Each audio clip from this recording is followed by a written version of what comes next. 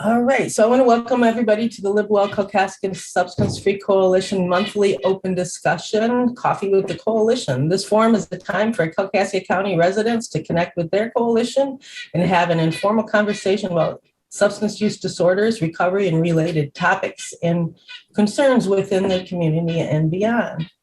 So I would like everybody to do a quick introduction if they could, except for you, Tim, because you'll be last. So let's see, Kim. Hi, my name is Kimberly Johnson. I'm a person in long-term recovery. I am a peer recovery coach, and I work with Harvard Michigan. Dr. McGraham. Hi, I'm Dave McGraham. I work as the medical director of NMORC, which is a 21 county collaborative covering a lot of northern Michigan. I also serve on the Grand Traverse County Drug-Free Coalition. Eric? Hi, I'm Eric Avery, and I'm a behavioral health consultant with the Michigan Opioid Collaborative, and I cover 3 counties. I cover Wayne, Oakland, and Macomb. All right, thanks. And then Michelle just said that she's actually sitting down at, I think it's University of Michigan Hospital right now. And she can't talk right now, but she is a resident and has a daughter who is right now in recovery, but has been struggling with substance use disorder. And thanks for joining us. So our speaker today is Tim Hudson with the Michigan Opioid Collaborative. He has PhD, behavioral health consultant for Region 2. And he's going to be discussing the current hepatitis C services offered throughout the state of Michigan, as well as the HIV prevention program, originally planned for Grand Traverse and Kalkaska County, but is hopefully going to be going statewide. So go ahead, take it away, Tim. Hey, everyone. Thank you all for being here today. My colleague Eric is going to join me as well and cover some of the material. In addition to his role here, Eric actually used to work at a SUD clinic in the Ann Arbor area, so he has a lot of experience working with SUD treatment. But so, what I'd like to do, as you see, we have a number of slides. We're not going to necessarily go through all of them, but want to kind of briefly do a small introduction for those who may not know what we do at MOC, Michigan Opioid Collaborative, and then kind of really dive into what we do with Hep C in our program, and then what some of our thoughts are that we're hoping to establish with HIV prevention and treatment in our program, which we are hoping to be doing here statewide by the end of this year. So I will get started. By all means, if people have questions, just feel free to interrupt, ask anything. Definitely want to make this interactive.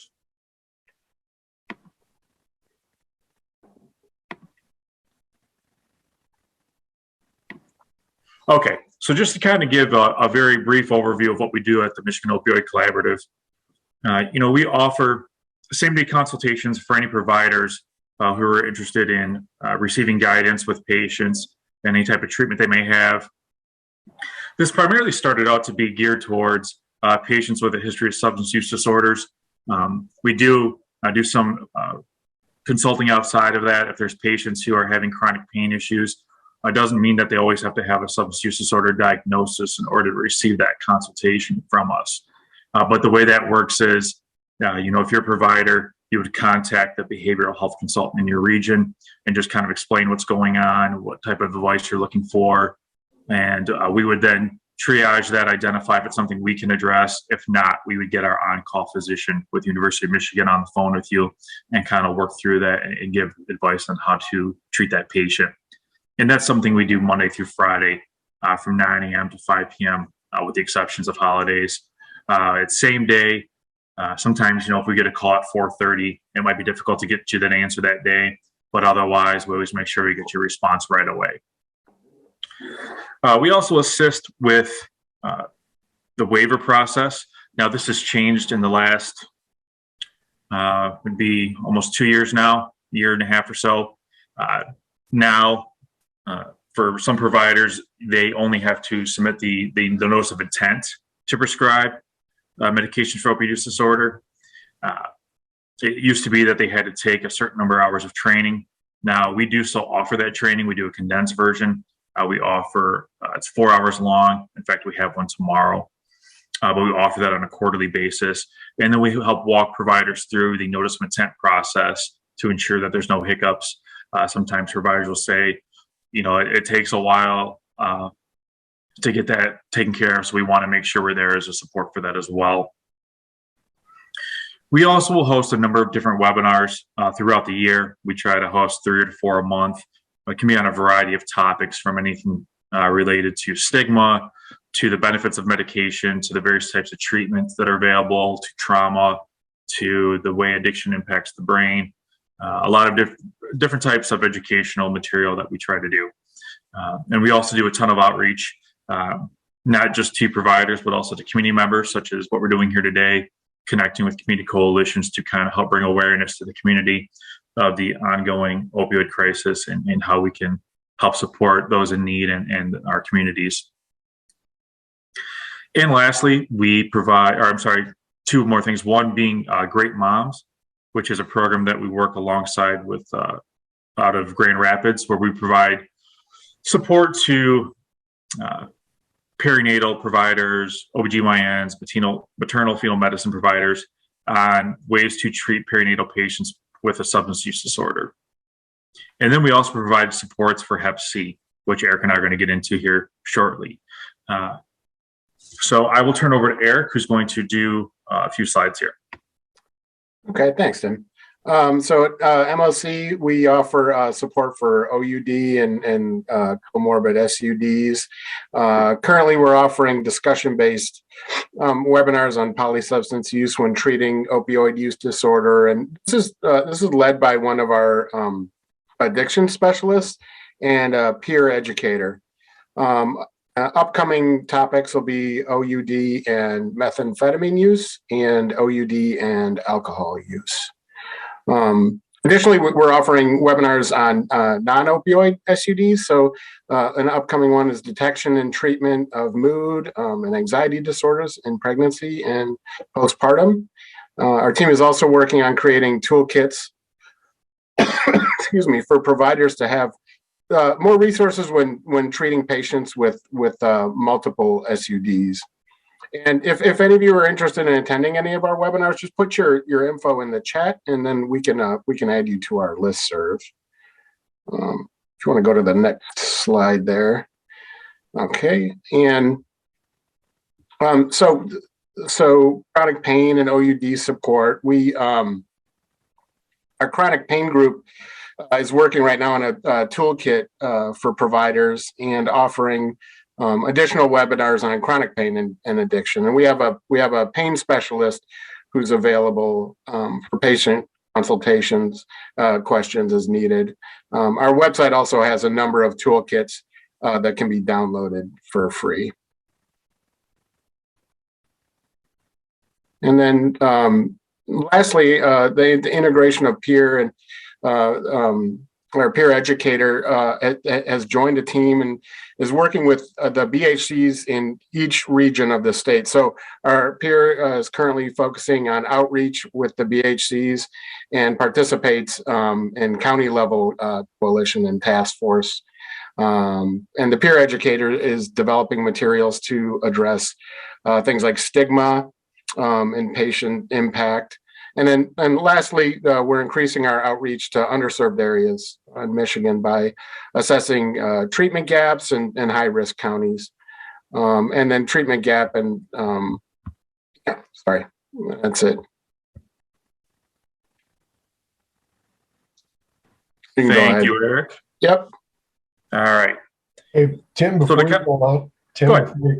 go on, maybe I missed it, but don't you guys also help offices that are trying to implement MAT with policies and procedures and workflow and kind of getting things started? I know, the seminars are a big part of that and basic education, but my understanding was you do things right in the offices as well. Can you just talk about that for a minute? Yeah, absolutely. So we will host any clinic or provider who is kind of in that situation where they're thinking, okay, you know, I'm interested in becoming waivered, but I'm not sure how I make it work with my current situation in my clinic. You know, who does what role? So we call it clinic technical assistance training, and we can tailor it specific to any individual location and give them a presentation to kind of help guide them through the process of, here's some of the roles you'll want to identify within your location, and things you really want to make sure you have established, and kind of guide them through that process to make sure that, you know, if they are taking this on, that they don't feel like they don't have any support. So we want to be able to be there to help them in any way we can. So yes, Dr. McGrath, that's definitely something that we do to help locations with. Yep, and currently we're actually working on a toolkit specifically for that should be up on our website in the next upcoming month or so. But if you know anyone that needs any resources, or like Tim said, if they want to have a meeting or anything like that, we can do that currently at any time. No, I've been spreading that information, and Tim had worked for the provider in Traverse City, but I don't think he continued the last I was aware. But yes, I'll keep spreading the word. That's great. Thank you. All right. In order to expand the reach of the Michigan Opioid Collaborative Project, we have identified several counties of Michigan disproportionately impacted by substance use disorders, as well as areas where there is a lack of waivered providers to provide medication for opioid use disorder for potential clients. 2 lists of counties were prioritized for outreach. They are counties with treatment gaps and then overdose priority counties. For Northern Michigan, these are the list of those counties. So this came from data that's available that we identified from the University of Wisconsin's Population Health Institute County Health Rankings and Roadmaps based on the quality of care provided in the county. So we're made up of really 5 regions in the state, and each region had 4 counties identified for each of these priorities. And so each of the behavioral health consultants, we really focus in on these counties and trying to provide education and awareness and increase the number of providers that are providing treatment in these counties. And there's a number of factors that come into this, you know, the number of overdoses per population, things like that. So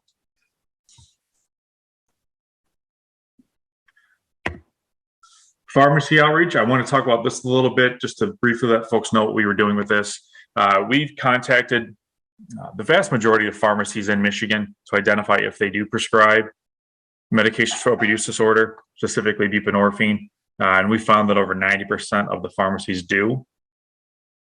One thing that we're working on to continue this research is identifying any barriers to patients getting that medication from the pharmacies.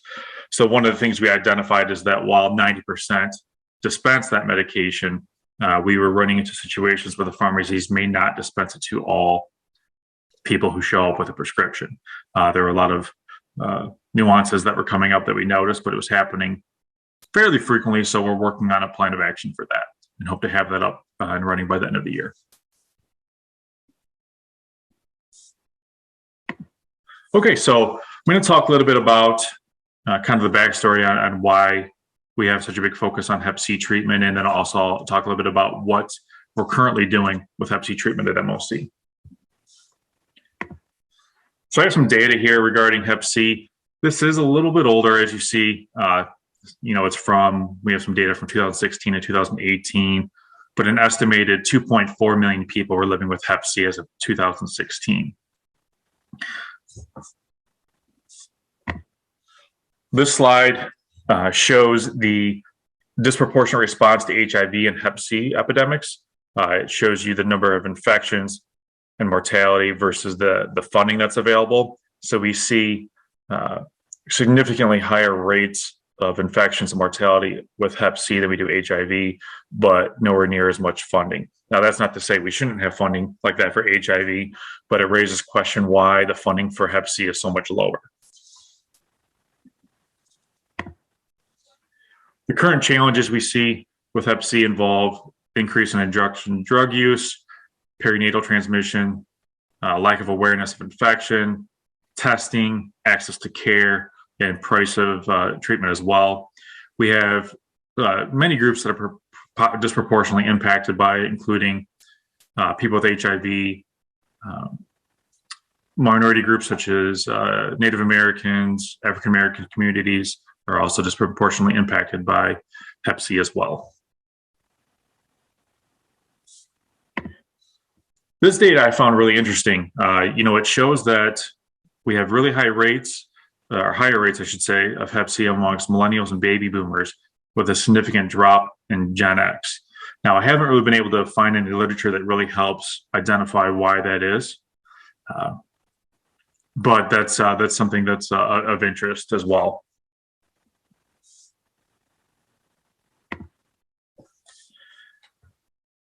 So the World Health Organization has adopted a goal of eliminating Hep C by 2030. And this kind of gives you a breakdown on where they're at by reaching these goals. The goal is to have a 90% reduction in new infections and 65% reduction in deaths.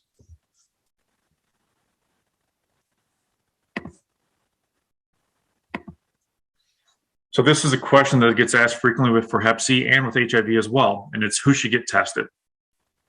So every adult should be tested at least once. Every pregnant person should be tested during every pregnancy, and everyone with risk factors should be tested regularly.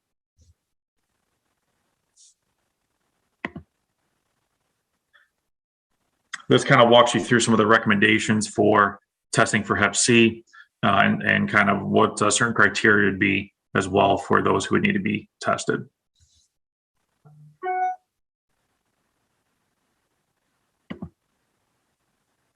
So Michigan has an A- rating regarding the treatment of Hep C.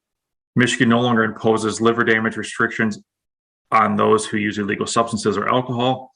Michigan does require a prescription written by or in consultation with a specialist, such as a hepatologist.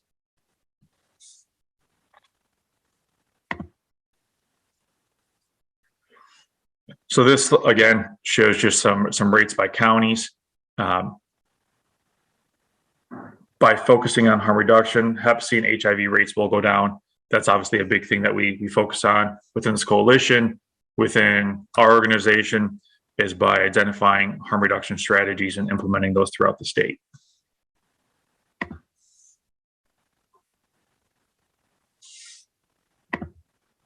Okay.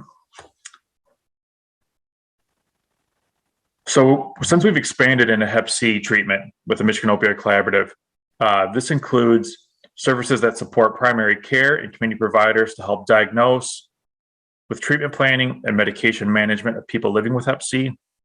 We have a hepatologist available on our staff for consultations who will review those cases and respond within 48 hours.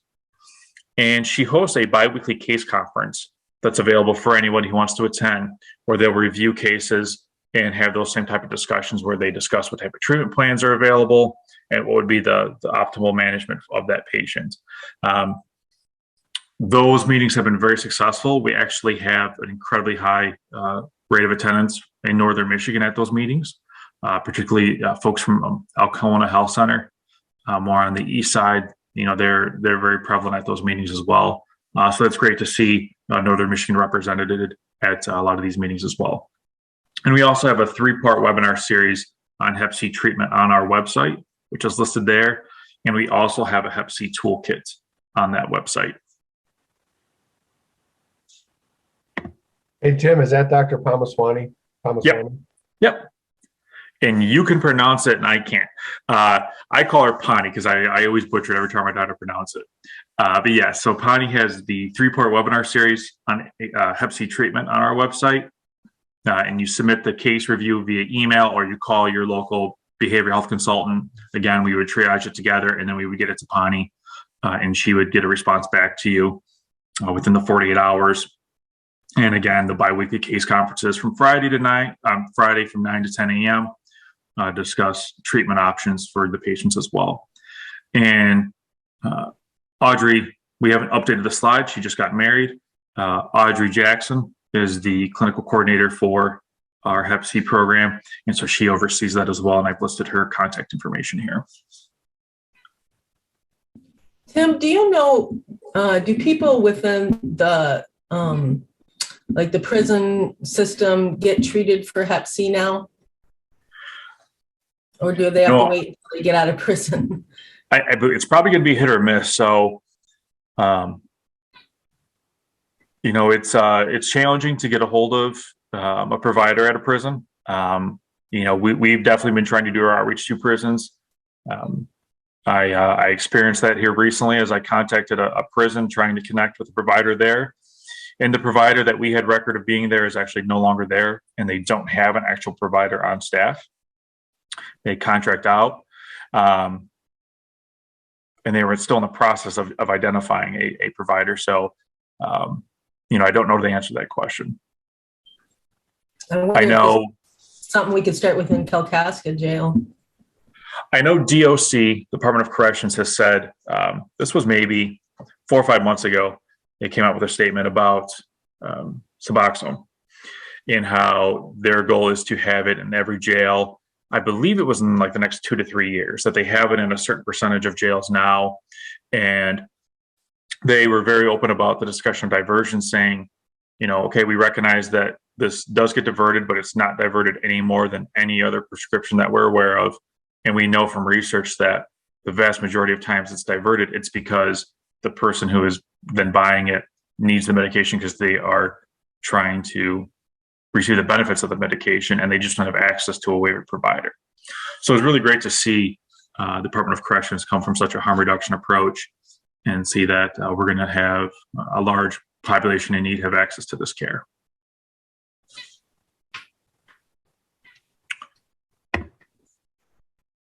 All right, so what our approach, or what our hope to have an approach for our HIV treatment and prevention is going to be very similar to the approaches I just discussed with Hep C, which is we would like to have a heavy focus on treatment, but also prevention and education by focusing on providing education to providers on the benefits of PrEP, which is pre-exposure prophylaxis.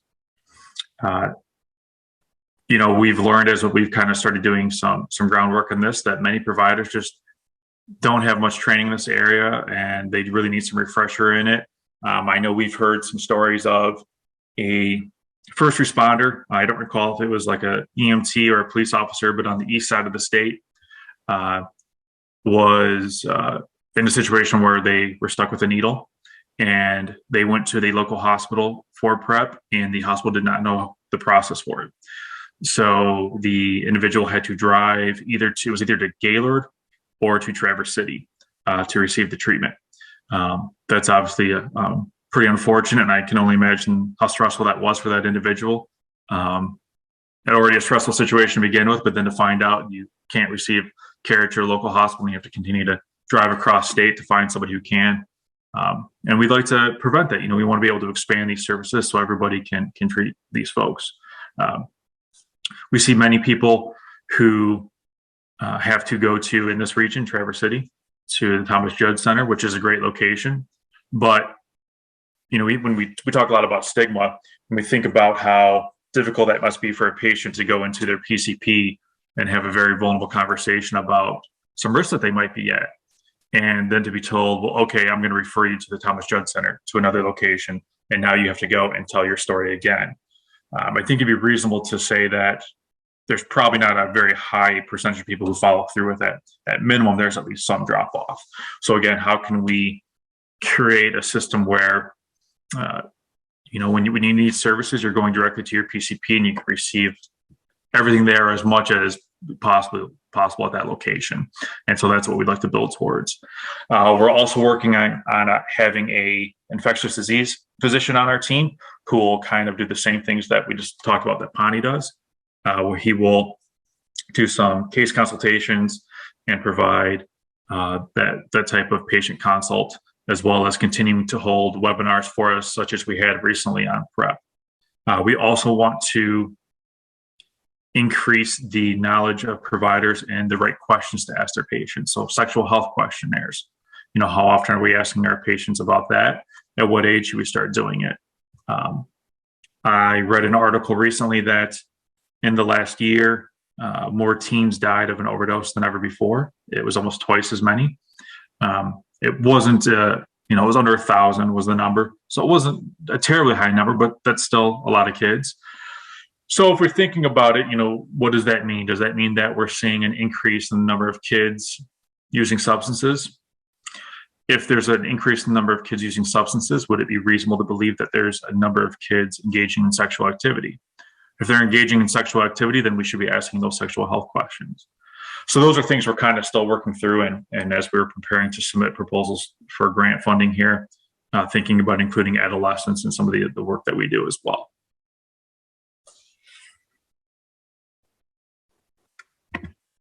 So I'll talk a little bit about some of this information related to HIV, particularly PrEP.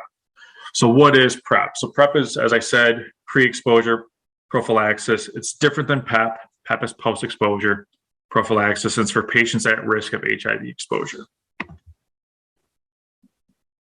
We know that these treatments are very effective. 99% reduction of transmission from sexual exposure and 74% reduction of transmission from shared injection equipment. It's underutilized. It only protects against HIV, and it's not a total HIV treatment regimen.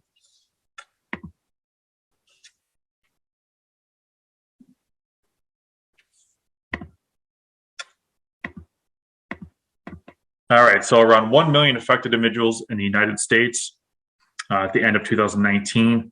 About 1 in 7 is unaware of their infection. There were almost 37,000 new diagnoses in 2019, with 7% associated with injection drug use alone, 4% with injection drug use among men who have sex with men. And we see there's a really high disproportionately affecting ethnic groups and more prevalent so in the southern states. It is, while anybody can get HIV, it is largely transmitted through sexual activity, predominantly through men who have sex with men.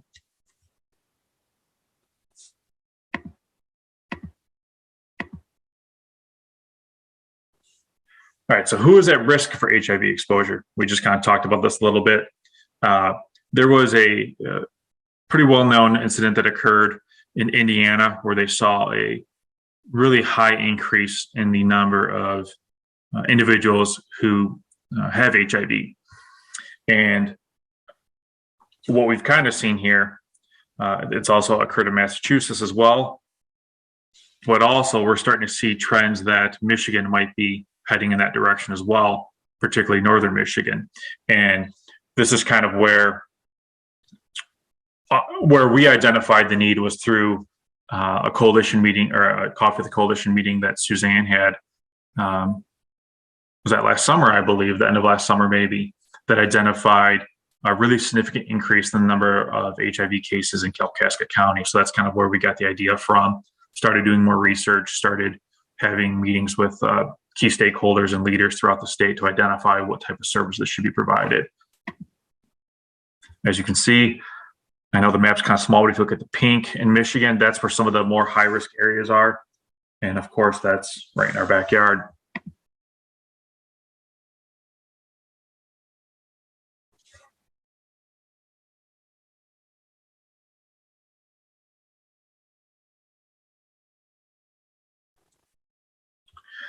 In addition to these counties, particularly Kalkaska County, Mount Calm County was another county that was identified as being on the rise. And then parts of southeastern Michigan are also on the rise. There was a statewide or a countrywide study done to identify like what are the top areas of concern and throughout the country. And one of the top 3 was northern Michigan.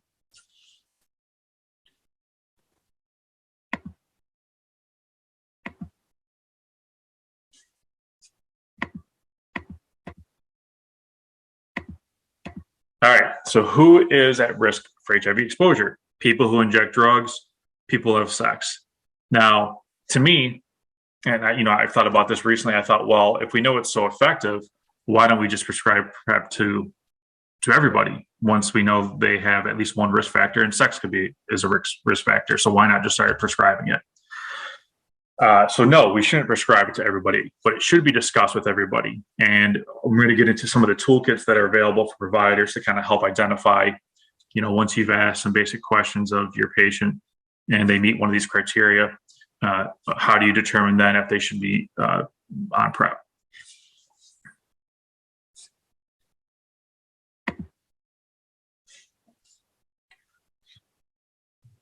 So this kind of describes more in detail some of the identifying factors. So anal or vaginal sex in the past 6 months and any of the following: an HIV positive sexual partner, a bacterial STI in the last 6 months, or a history of inconsistent and no condom use with a sexual partner.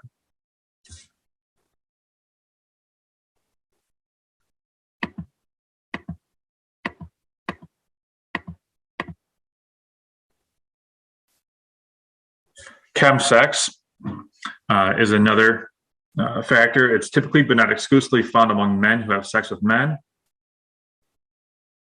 This is the use of psychoactive substance, most often methamphetamines, but also can be GHB.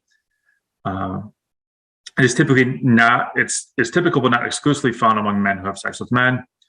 I know there's been some discussions about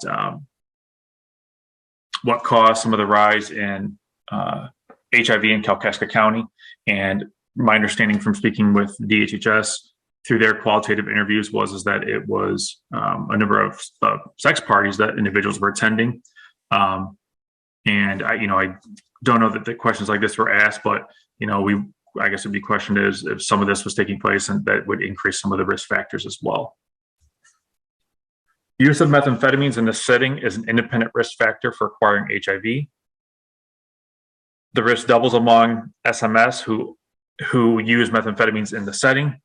This is due particularly in higher risk sexual practices in that methamphetamines, as discussed earlier with opioids, are associated with immunological changes making HIV easier to acquire and HIV harder to control, with higher viral loads and lower CD4 counts.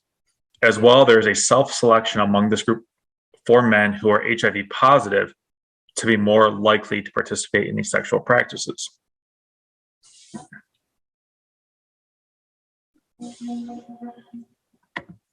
not going to spend a ton of time on these slides. This just kind of goes into the different PrEP regimens, the types of medications and treatments that are available.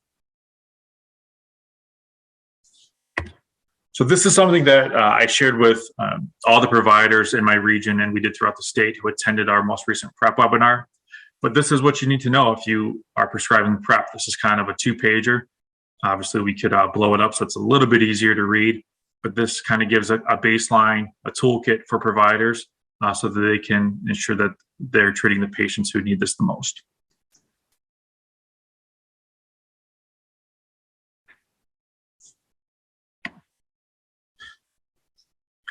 It may be prescribed, PrEP may be prescribed the same day of initial visit. Another thing too is that you have to have an HIV test before you prescribe PrEP to ensure that you are not HIV positive. If you are HIV positive, it's not recommended that they take PrEP. This is a HIV risk tool assessment that was created by a gentleman out of the University of Denver, a provider there. I spoke with him, and he actually consulted us to identify kind of how we should set up our program. But this is kind of just a risk assessment that we would recommend all providers use when meeting with their patients. You can ask the patient to fill it out themselves if we feel like that's more appropriate and comfortable for the patient. But this will kind of identify the risk factor of that patient if they should be prescribed PrEP. Here's the second page to it. So it's really easy, simple. It'd be given to them with other forms that they get when they come in for a visit. And this should just be standard practice. Again, I think for a lot of people, it's uncomfortable to think about the idea of teenagers, asking teenagers about their sexual activity or teenagers having sex, but the reality is it happens. So we should be ensuring that we're asking the appropriate questions.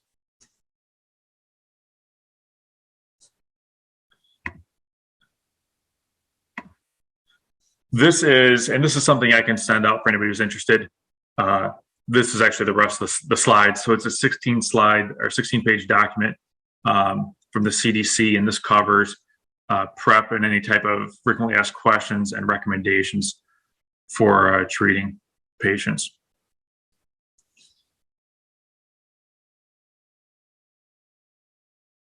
So we still have about 20 minutes left. And I would definitely like to open up and answer any questions people might have.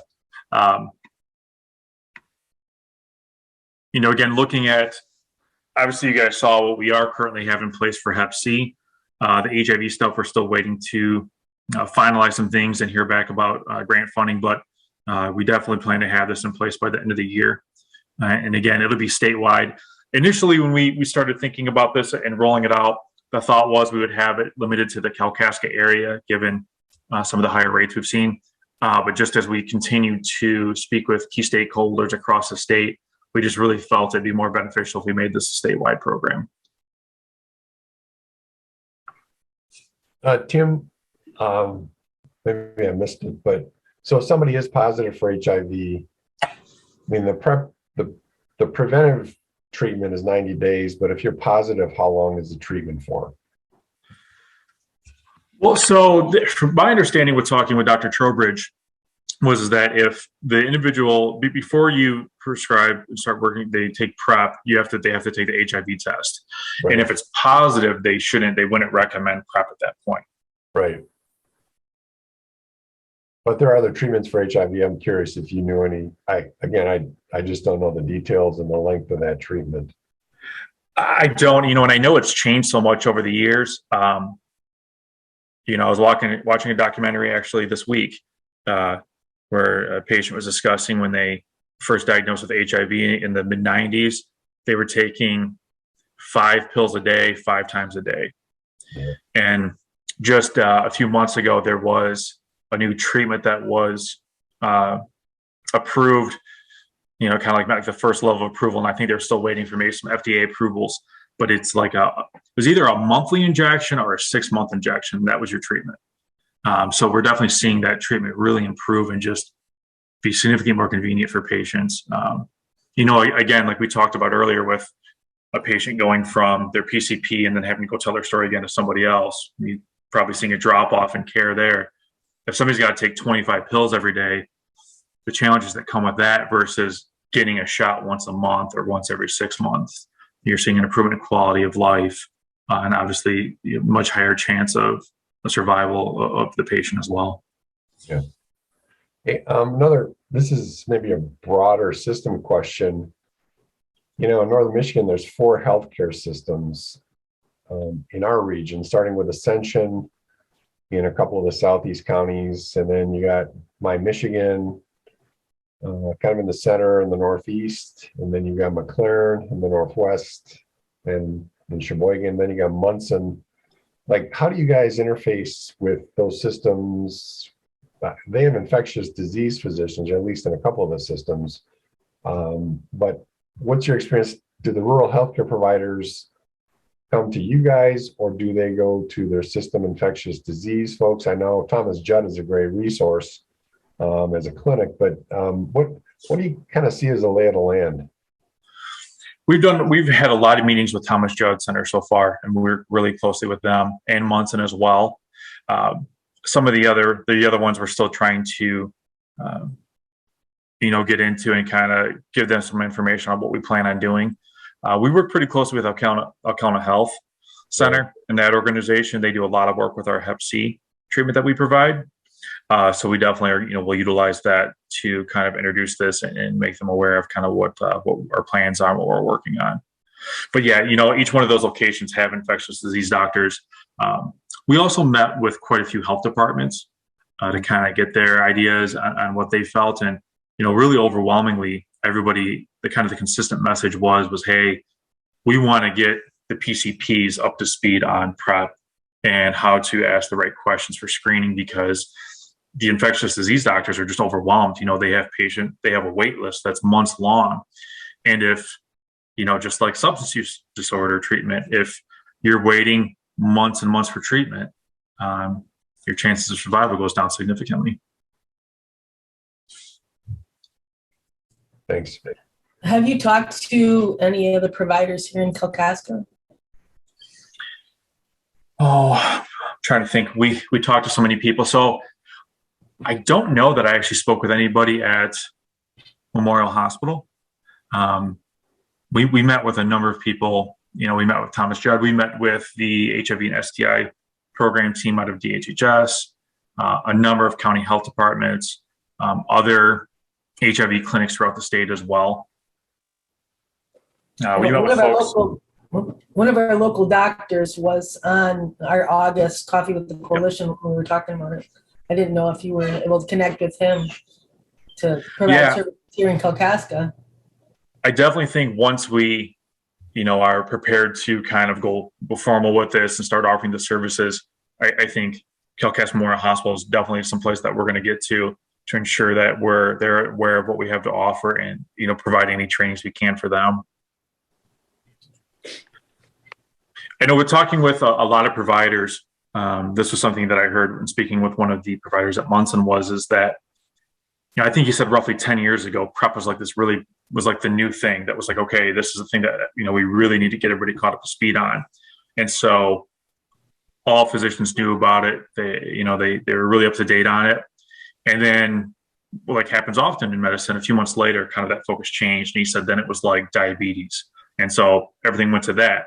And so for a lot of folks, it's just getting that refresher on it and going through some training again, being reminded of some of these things to kind of bring it back to them so they can focus on it as well.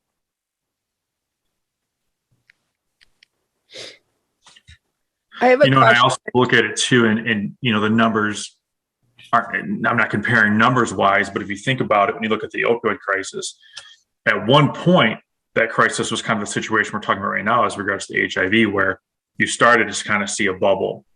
And, we don't want the HIV epidemic to come to the same type of terms that we have with the opioid epidemic.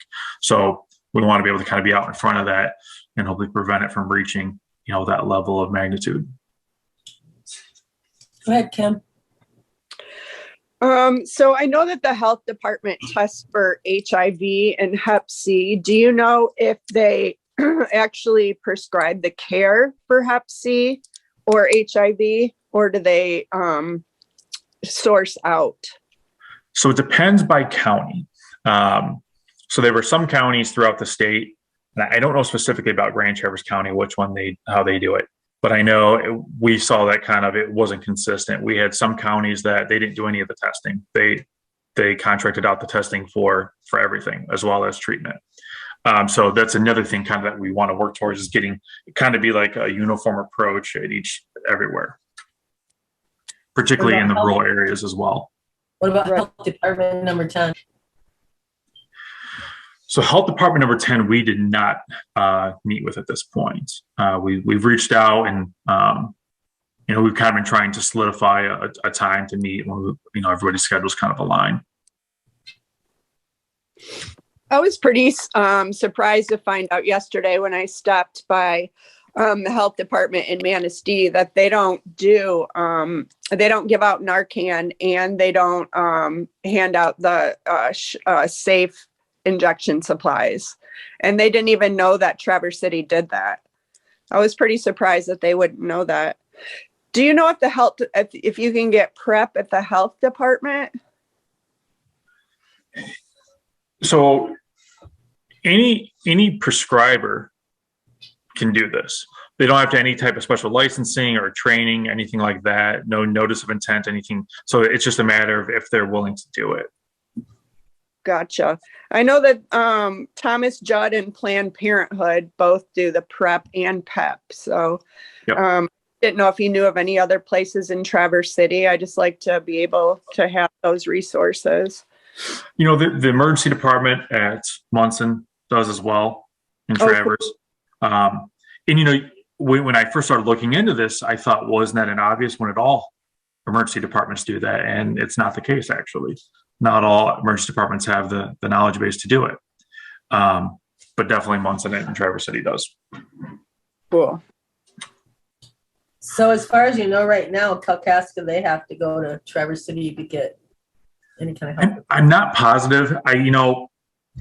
I'm thinking about, I know in Leelanau County, an incident that occurred, and the individual had to go to Munson and Traverse, but that would be the closest one. I'm not sure in Kalkaska if Kalkaska Memorial does or not. I think one of the things that we also learned through a lot of our efforts is that, like substance use disorder, sometimes the gap in identifying treatment that's needed is being uncomfortable asking questions.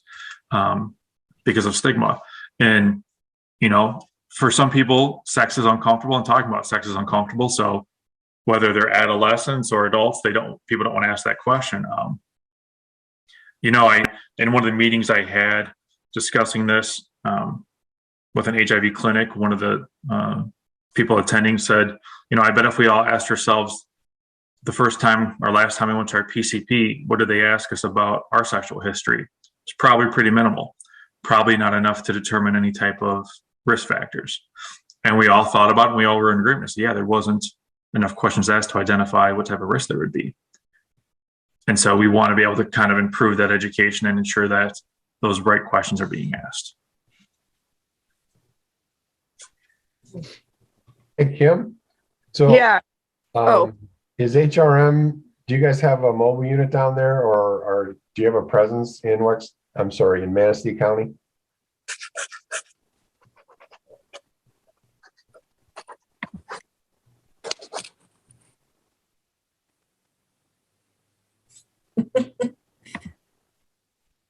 Did you get that question, Kim? Kim, did you hear me? We talking to Tim or Kim? Kim, You. Kim. Oh, all right. I thought you were talking to Tim. We sound alike. What was the question? In Manistee County, does HRM have a presence there? Yes, we do. And we just started testing this week on Monday for people with or testing for HIV, Hep C, and Hep B in our Manistee office. So we plan on doing that on Mondays. We just had, well, we're still doing it actually, Safe Harbor and Goodwill Inn. And we have gotten out of Safe Harbor, definitely over 20 so far. And so people tested, and I think 25 for Goodwill Inn. So we've been doing really good with the testing so far in the last few weeks. Good to hear. Sorry. That's right. No, I'm asking about Manistee County because there was some recent data. They have one of the highest death rates per capita or per 100,000 in the state from overdoses. So the numbers probably aren't that big, but they still light up on the most recent maps that I've seen. Ogama County is the same way. So I'm glad you guys are there. Thank you. I have a couple of clients that I work with over there. It's not unusual for people to use 5, 6, 7 Narcan out there in the Manistee County. I know that they get quite a few different substances from Muskegon. I talked to a couple people. It's pretty easy to get straight fentanyl on the streets. And it's pretty easy, you know, obviously to get the meth and the heroin, but it's really easy to get the fentanyl.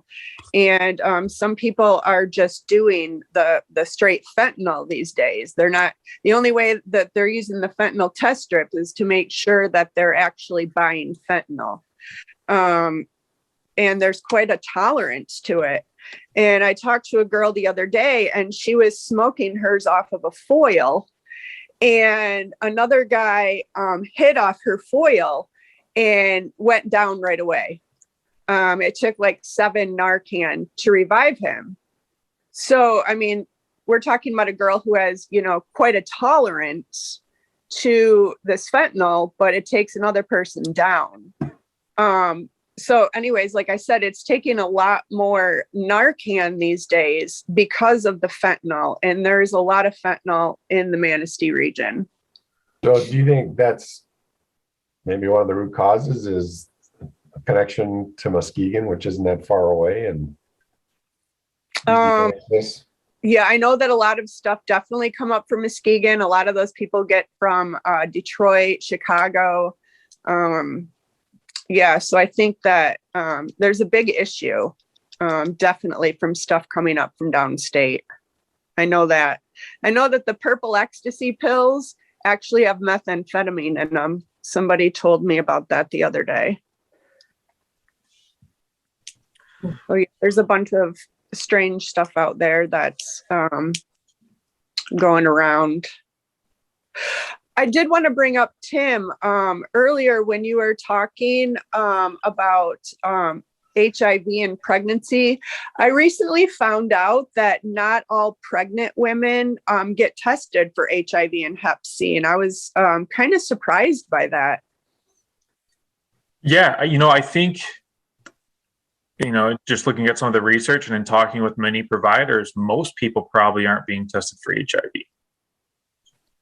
I think the number of people that are actually tested is probably much lower than we realize.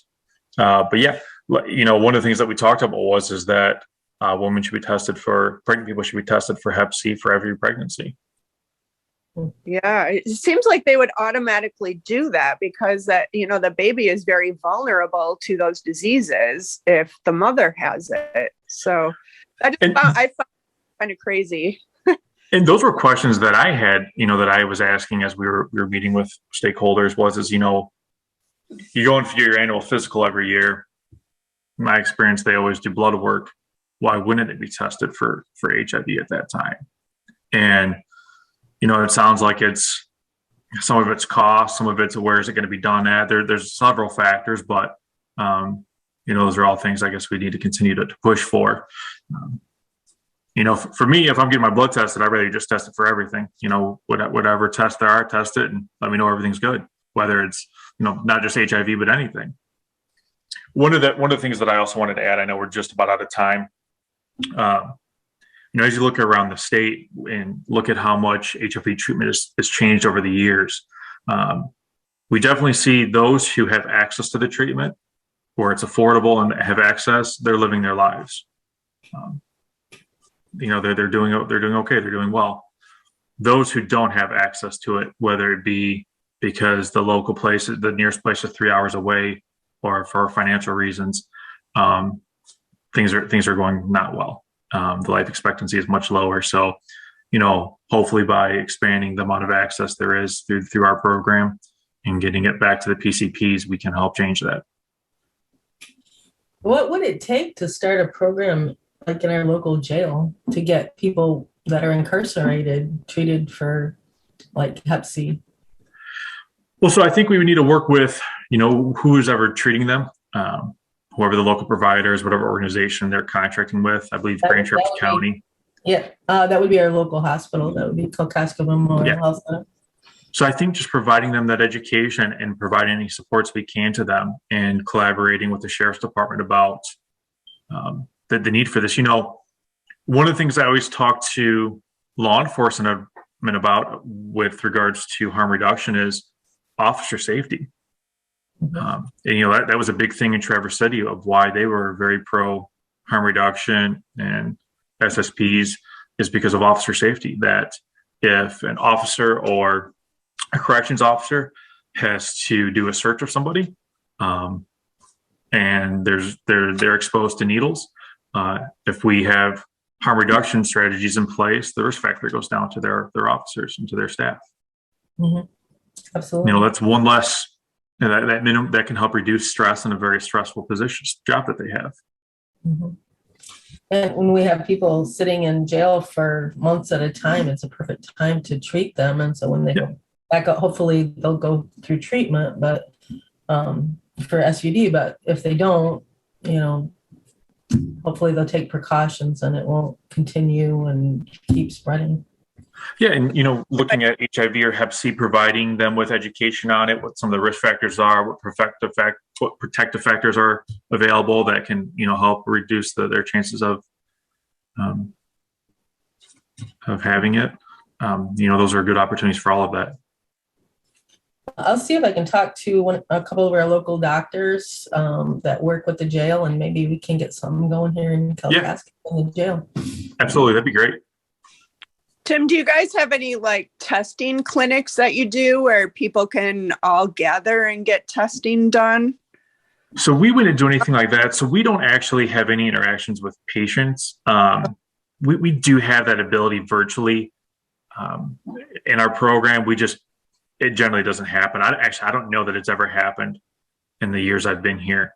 There's additional things that the provider has to do if we're having that type of interaction with patients. It's primarily for us providing services and trainings and things like that to providers, who then in turn provide it to the patients.